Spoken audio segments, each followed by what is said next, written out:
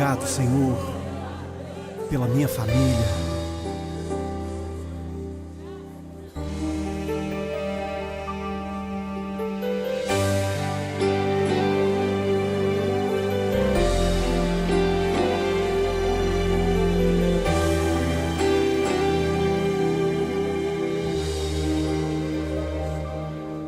Te agradeço pela minha família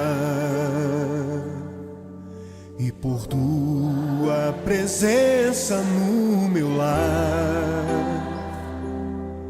Te agradeço pelo pão de cada dia que o Senhor nunca deixou faltar. Te agradeço pela nossa harmonia.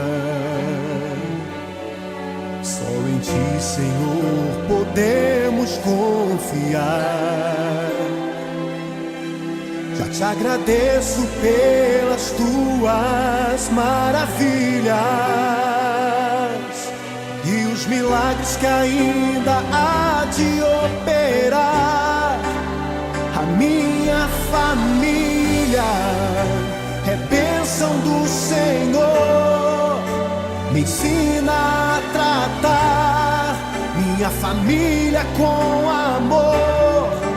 Edifica minha casa para o Teu louvor. A minha família é um presente do Senhor.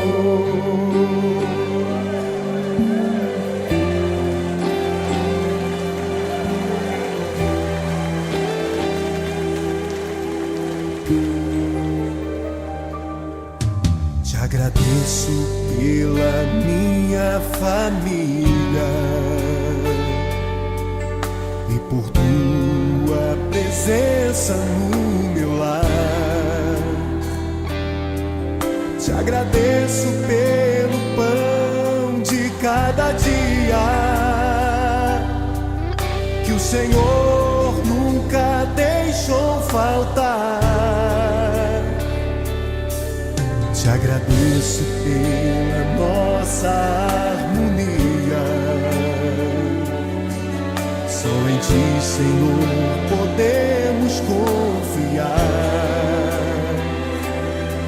Já te agradeço pelas Tuas maravilhas e os milagres que ainda há de operar.